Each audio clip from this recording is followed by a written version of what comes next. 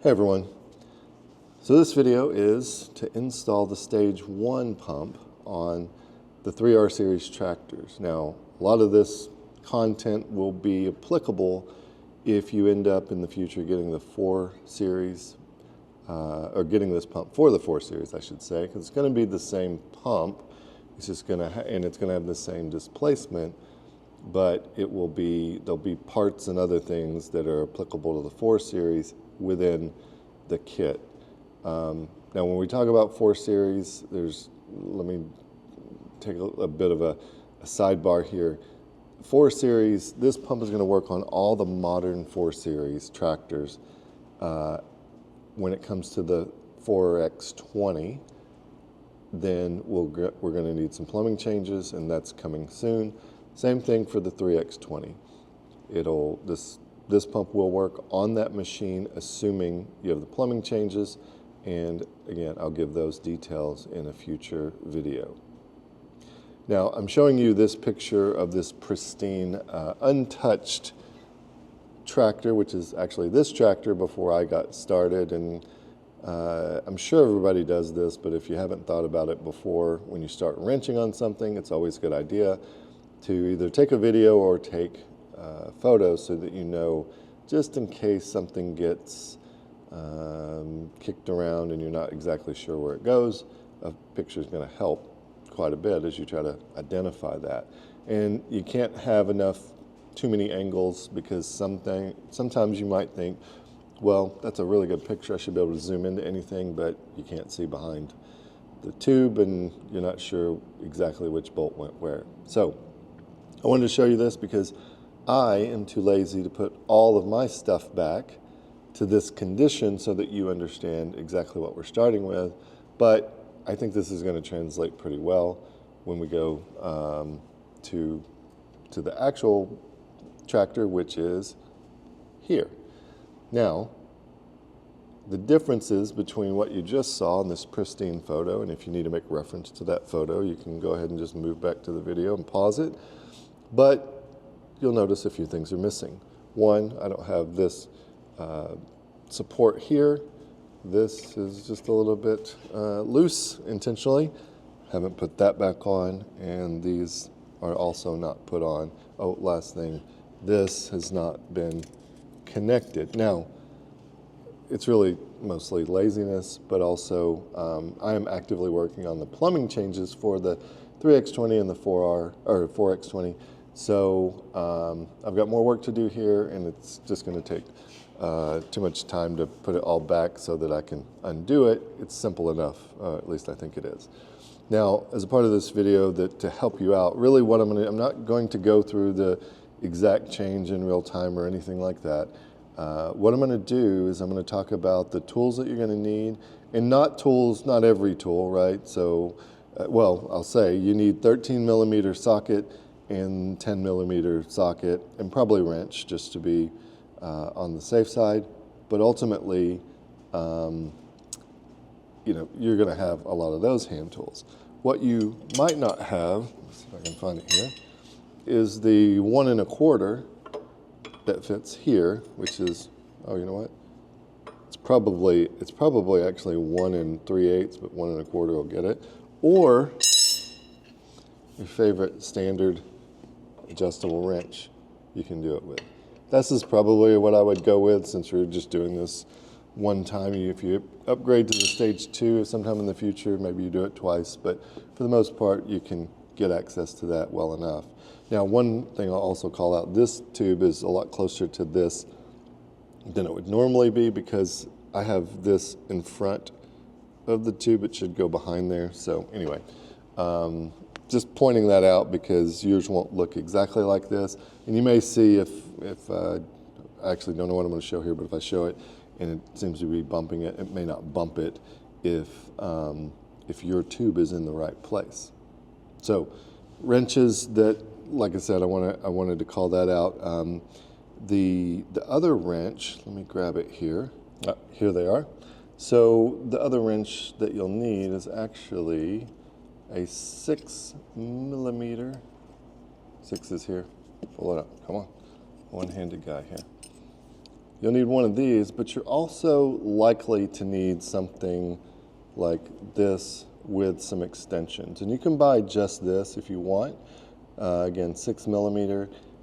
The reason you're going to need something like this is the bolts that are on here will be back here, and it's going to be a little bit tight. And I would recommend, if you have it, getting a couple of different lengths of extensions, just depending on what you have in your toolbox. You may need a little bit more or a little bit less, and it also depends on this end here. Now, I prefer if they have this ball end, and this can have some challenges when you're trying to break things loose. Actually, having the square end like this is better when breaking things loose. But once you have broken things loose, this is much better because it works almost like a universal joint. Now, in the future, you may end up getting, I am working on trying to figure out, well, what is exactly the right tool. Like, this is an example of one that I'm looking at. But if you bought this in the combo pack, I have not figured that out just yet. And honestly, I may not.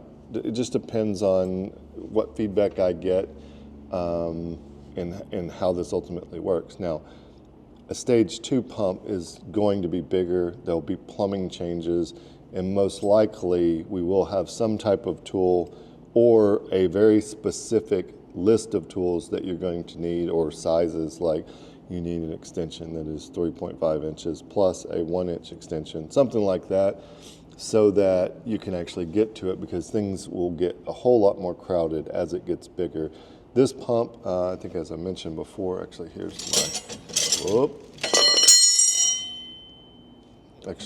my stock pump, and as you can see, all right, maybe if I get it oriented correctly, it is roughly, I think, like 20 millimeters longer. So it makes things a little tighter, but luckily, for at least for the stage 1, it is not enough that we have to make major plumbing changes in order to get it in there.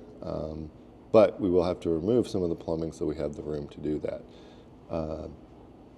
Let me show you. So I think that is it for, well, maybe I'll mention one other thing. This is kind of in your general, but you're going to need some type of pliers that can open big enough to get onto these spring clamps. And like I said, I'll show you a trick. You probably already know it, but for those who don't, I'll show you the trick that I use in order to help me with those clamps. They will bite you. You have to be very careful of that, especially if it's cold.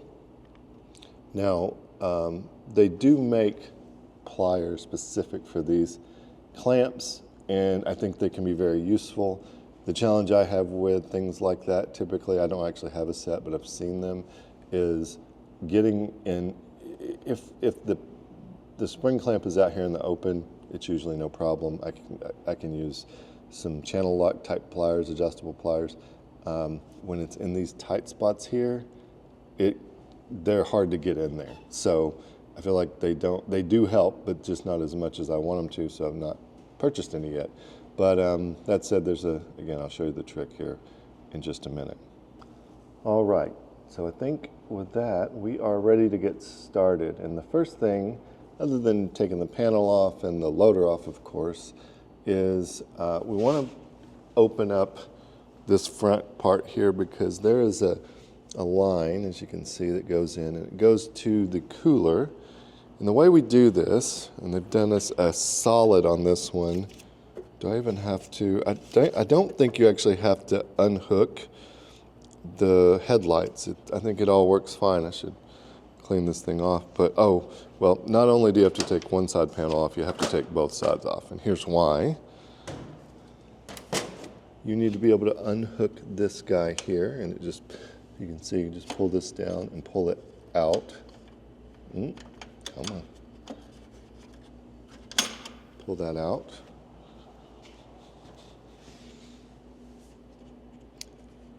Same thing here.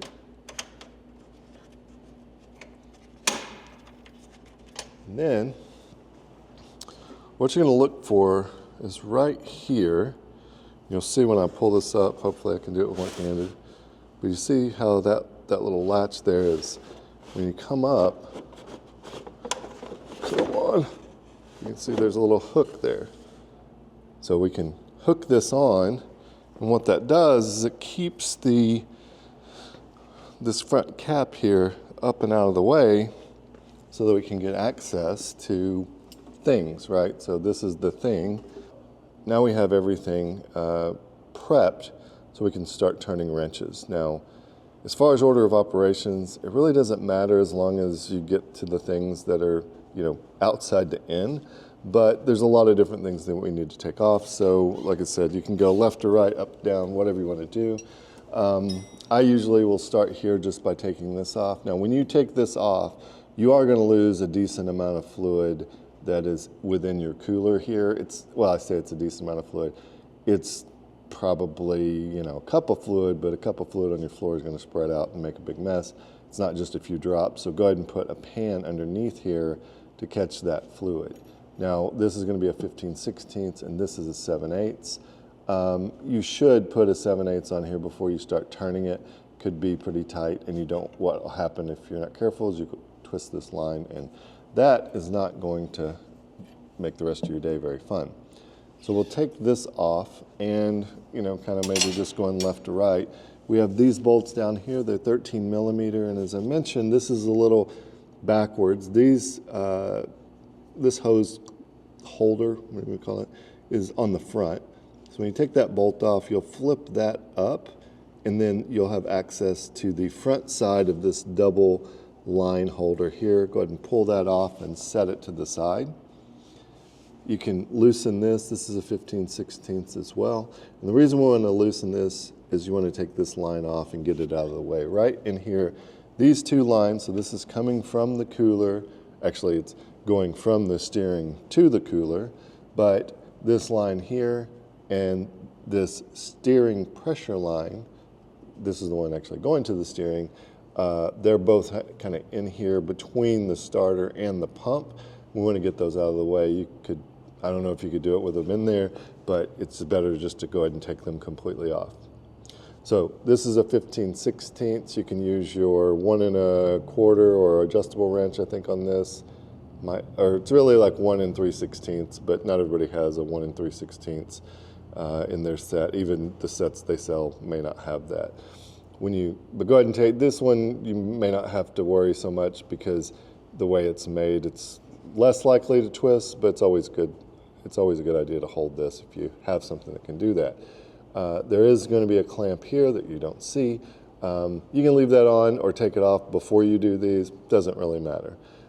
Once those are completely loose, we'll be able to bring them out, but we've got some other things that we want to take off before we can get there. Now this here, which I don't have on completely, there's a bolt here and 2 bolts in here. Take those off, pull this off completely, get it out of the way. Now you're going to have these clamps here that are basically made to hold a flat piece of metal. Just kind of pry on them. You might be able to pinch on the back. I don't know what the exact process is, but be gentle with them, and you can end up pulling them off without causing too much issue. So I'll pull those off there, and then we have these. We'll pull this out of the way. So let me do that part just so that we can get access kind of to the next layer, which is taking this would probably go along with it, but I want to show you the zip tie trick. If I say that and you know exactly what I mean, it won't be any surprise, but for those who haven't seen it, it actually can be very useful.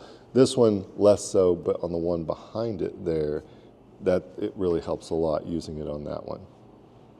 All right, we've got things loosened up. We got this guy, and I actually put this pan down here to see how much oil came out of that, and it was really just about maybe a 1/4 cup, less than 1/2 cup, I would think, which is actually less than I thought. But when I took this loose as well as these loose, we also lost some down here. So you're gonna get some fluid on the floor, kind of across here. It's gonna look like a lot if you don't have anything to soak it up, but it's not really gonna be that much. We probably haven't even lost 3/4 of a cup. Of course, I did hold this up here, so there might have been a little bit more that would run out.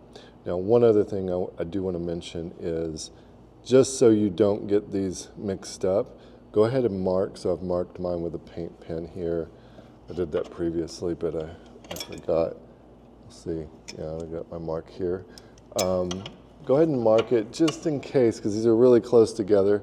If for some reason, I'll have to look back there and see which one goes where, but if you get them mixed up, you're really not gonna hurt anything. It's just gonna not, I actually don't know what it would do. It might steer backwards. I don't think that's what it'll do. It probably just won't work. The steering just won't work. So anyway, make sure you mark it, piece of tape, something to make your life a little bit easier. Now, I think if I'm doing this and not trying to make a video of it, I would probably have already taken this off. So again, we have things that are already loosened, but it would start here because this has to come out before these come out. And also, I, at some point, had kind of crossed through here. That's not what yours will look like. It'll kind of go under, I think. So when you put it back on, we'll be mindful, but be mindful of where this is. Of course, that doesn't hurt anything. It's just that doesn't look like it does from the factory, at least. Now, let me show you the zip tie trick on this. You probably already figured it out if you haven't seen it. And just to be clear, I don't typically use it on most things like this, so I'll give you an example. Even with this one, it's kind of small, one hand here. And you can pretty much grab it, and when you pull it off, I think, it opens up. It opens up pretty far. Well, yeah, this is really why you want to use the trick, because it opens up this far if you don't use this trick. And then it becomes hard to get back on, right? Because you're like, well, I have to have my pliers, and this is the smaller set. I've got to have them open far enough so that I can grab it, and it's not going to put my eye out. And then I've got to put it on here. But let me show you the trick, and it'll make a lot more sense of why it's a good idea to use it. All right, I got it set up here. Now this can be, you see somebody do this on video and it works perfectly. I'm going to show you what happens potentially it doesn't work perfectly, because this is just any zip tie that you have laying around. They're all pretty much strong enough. Bigger is better, but obviously it can't be too big. But if you run this through, I always run it through, but the challenge with running it through is if you're not careful, it can kind of slip down.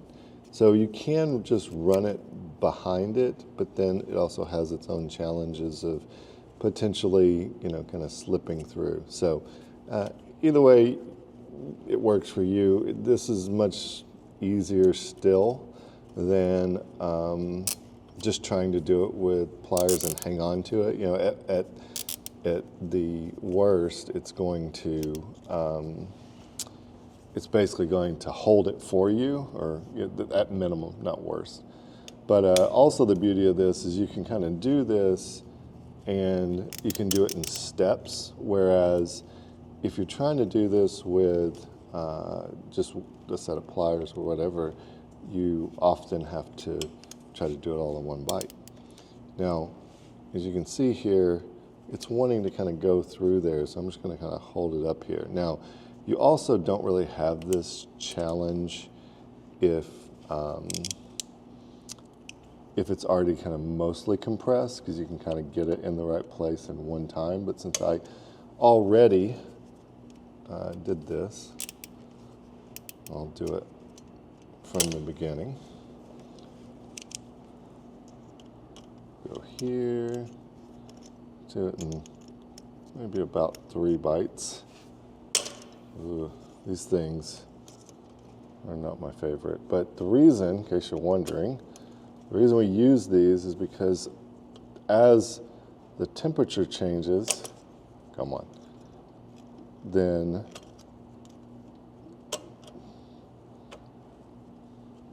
there you go. These can clamp tighter or less tight, whatever works. Pull this guy together, as you can kind of see, it's getting there. And you're probably going to, at least one time, have a situation where it slips on you. That is what it is, and it's fine.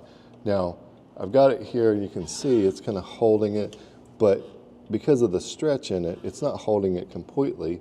And so if I try to put this on, it actually works. But even if it didn't work, I can just use my pliers here and give it a little bit of an extra, pull it on, and then it's easy to grab each time. And when I'm done, I'll just pop this off. But it's also a good idea to go ahead and do this as you're taking it off. That way you don't have to do what I just did and stretch it out. Do it in 3 steps. You can do it in just 1. So I'm going to do that for this one. This one's the one that really, if you only do one, do this one. And I'll do it for this one as well, and we'll pull those back. All right, so we've got our zip ties in place. Now, one thing I want to mention about the zip ties, I like this approach, but I would be lying if I had said I'd never had any issue with it, and sometimes they'll slip off and you have to do it again. If you're only doing this one time, it might just be better to fight with it with the, your typical pliers or whatever you want to do. Up to you. If you find it, you pull it down and zips up real easy, go with it. If not, I wouldn't fight with it too long unless you just want the experience. But and I already went ahead and took this off because actually to get to this one, it was a little bit tough with this in the way. So I pulled this back, and the reason, well, here's my thing. The reason we take this off that was previously up here is so that we can kind of put this down and out of the way. Now from here, you might have luck going ahead and just, pulling this back and then pulling it out. But I want to show, let's see here. Yeah, I want to show you how, if you get stuck on this and you cannot get it off, how you could potentially do it. Now, you could just leave this on here and start working on getting the bolts out of the pump. For me, or at least my point of view on that, is that getting to the back is a little easier because you can, when you take this off, well, you can't go completely through here, but it's whichever way you want to do it. If you've got these on, I think leaving this on, I think, is a reasonable option if you're doing these kind of manually, or if you pull these off, because there's just not very much room here. Your other option is to go ahead and take these off. This is a 10mm bolt, and you can take each one of these off, and that will allow you to slide this completely off. And you'll still have this in the way, but you'll have a little better access here. And I'm going to show that because it really is so simple. That's what I would think I would recommend doing for most people. Okay, I'll go ahead and show this. I already pulled it off. But once you take these 2 bolts loose here, then you can just kind of wiggle it as long as you have this. Now, if you didn't do the zip tie thing, go ahead and pull these. You might end up, taking your wrench here. Let me show you. I should have something to hold. But take your pliers here, clamp. You'll have 2 hands. I only have 1. Clamp here, pull this out, and then clamp here and pull the whole thing out. So you can pull this out and set it to the side. I'm going to set it down here because it has a little bit of fluid in it. And now you can see, you actually see the bolt, right? Not enough light, but it's right there. That's that's the top bolt we need to get off. And that turns out to be, I think, the toughest bolt, and here's why. Because it's up here on the bottom one, there's one just like it on the bottom. Let's show you this here. Pull this. Basically what we're looking at is the pump oriented this way, and as you can see, this bolt here and then one back here, and then we have one that goes through the front here and here. So that's what we're aiming for here. And the one on the bottom will have a little more room down here that makes it easier, in my opinion. But once you have this pulled off, I'll go ahead and mention this. Go ahead and pull this out, right? This is your power steering feed tube. And then you can just move this out of the way. You can move it completely out, whatever is up to you. There will be fluid in it, so keep that in mind. We'll put those down here for now. And then once we've got to this point, you took these bolts off maybe already, so this kind of goes in here. Now, just a reminder, this is the bigger pump, so it's a little tighter. You'll have a little bit more room at that point. So at this point, what I would do, I would just kind of pull this and just work around it. If you have the proper tools, you can take this body panel or the clip out, and then on this one, same thing as the previous clips, you can pull them out.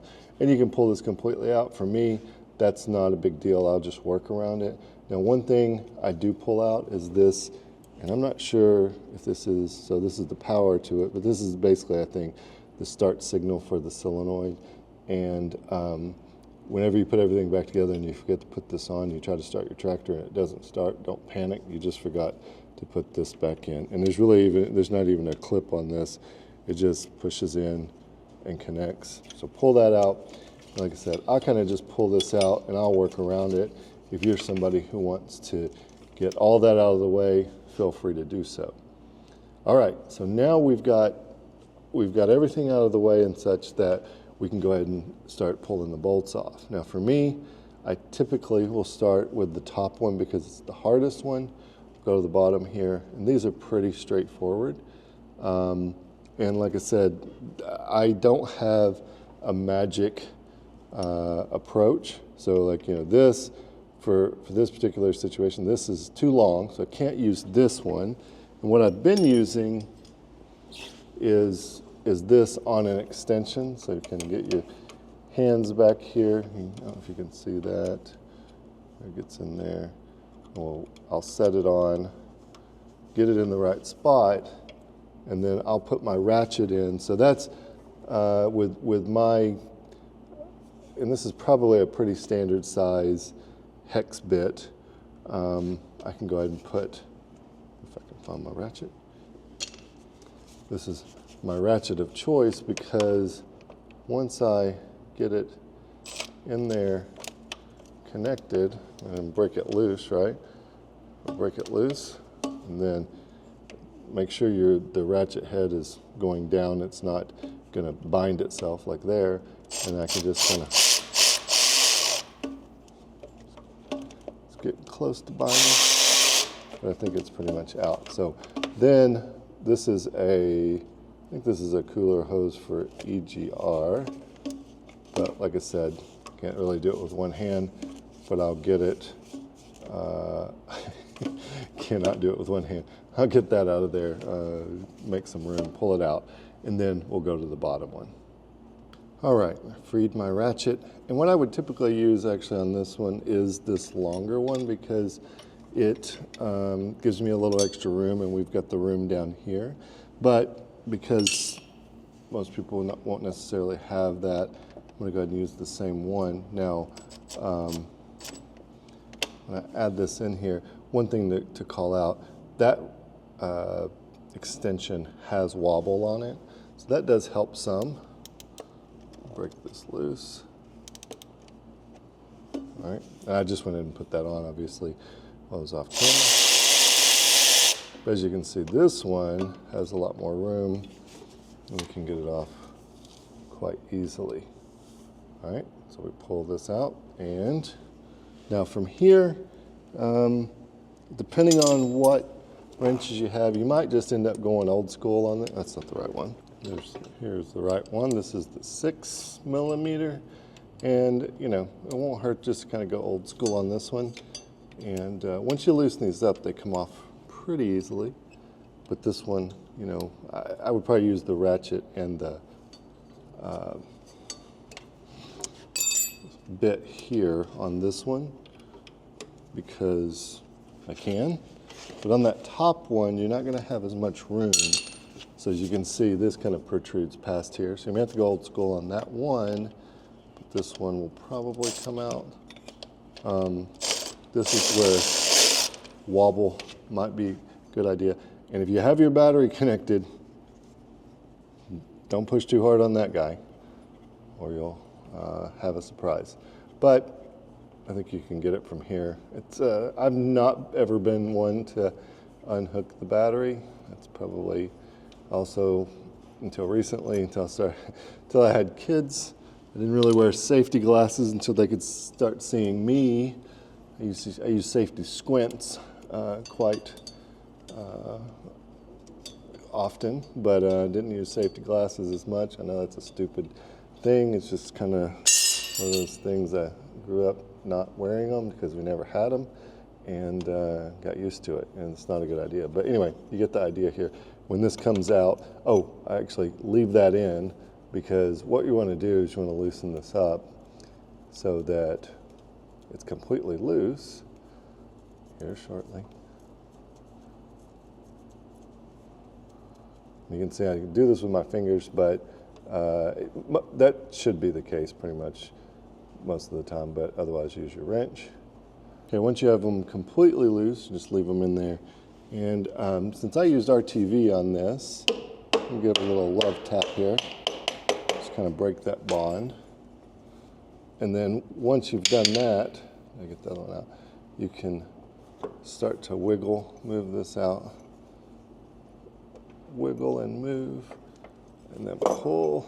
It's a one-handed man can do this. Then you guys, if you have two hands. If you have one hand, you'll be better than I am because you're a lot more used to it. But then we have our pump off, and it's as simple as that as far as taking it off. All right, now that we've got our pump off, now I'm not going to put this back on. I'm actually going to keep this off. I've got some other things to do to this tractor while the pump's off here. So I'm going to kind of give you some final thoughts and tips and tricks, and we'll go from there. Now, regarding the gasket, now you can see mine, I've got RTV, and I probably put a little too much RTV on it, which doesn't hurt anything. You hear people talk about, over RTV. It can hurt in certain situations, but on this, it's not going to be an issue, really, even if you get a little bit too much. But what I do, so first of all, if the gasket stays on the machine, which typically happens, but not always, then just leave it. Don't clean it off. If it's all generally intact, go ahead and just put it back together and leave it. Now, if there's some tearing and you can kind of tell that there's a good chance that it might have a leak, then you can go ahead and scrape that gasket off or whatever it takes to clean the surface. And my recommendation is to use room temperature vulcanization, RTV as it's otherwise known. This is a 90-minute gasket maker. Generally, colloquially, just say gasket maker. That's going to work perfect for this application. It's not really any pressure or very, very low pressure. And I would put it actually on the pump surface, and then as you put it in, it'll mate to that engine surface, and you'll be good to go. Now, you can buy the gasket, and I may, depending on the feedback that I get, I may provide gaskets for this one. If you've been around HydrosPlus, you've watched some of the 1 Series stuff. With the 1 Series, the gasket almost always stays on the machine, and it's in just, the shape. It's not torn or anything. And honestly, it takes 30 minutes to clean it off. Once you start to clean it off, you got to clean it off completely. Ends up taking 30 minutes. If the gasket stays on the machine, it's easier just to do nothing and put the pump on the old gasket, because again, this isn't a head gasket. There's no significant pressure here. If the gasket doesn't stay on the machine, scrape it off, use RTV, you're good to go. Again, you can get the gasket from Deere, M134962, I think. I'll put it on the screen just to make sure I got it exactly right. So look on the screen, not what I said. But if you get that gasket, then the problem with the gasket I also have is as you start to put it on here, and you could put some, you use a little bit of RTV and kind of stick the gasket there, making sure you're aligning it correctly. But if you try to hang it off the bolts here, and as you're moving it in and out, it's going to fall, and it's honestly more of a fight and not even worth it, given the fact that we're just trying to make sure that the oil that comes up here to lubricate doesn't drip out. That's really all we're trying to do here. So, up to you. I recommend RTV if your gasket is not in good shape. If it's still in good shape, stays on the machine, just pop the pump right back on and you should be good to go. All right, last thoughts or comments to make besides the gasket. One, as you're putting this on, just make sure that the O-ring didn't fall out. You can put it back on. It usually stays pretty well, so no worries there. But there is also an O-ring here that can fall out, and be sure that you have that O-ring there before you tighten that up. Otherwise, you'll have a surprise when everything goes to start. These O-rings on the other end seem to stay good, but obviously depending on how you handle them, it may be a little bit different. Make sure you plug this in, because otherwise your starter will not engage and you'll think that you've broken something, but you haven't. And once, I would probably say, watch this wire management, make sure you don't kind of split the wires here, and then go ahead and put this in early before you put all this other stuff back together. But other than that, just put it back together the way that it came off. Go ahead and start the tractor, make sure the steering works, let the 3-point down and up. That way you know that everything is primed up. There's no priming procedure. The fluid is actually probably somewhere in here because it's seeking its level. And so the pump doesn't have very far to pull the fluid. Not really worried that these won't prime. It primes every time very quickly, but just check that to make sure that things are working. You don't have a loader on, of course, so the only way to check is 3-point hitch and the steering. Now the steering didn't lose all of its fluid, so it's most definitely going to work, but if both of them work, you are good to go. That's it for this one. Questions, comments, leave them below, and thanks for watching.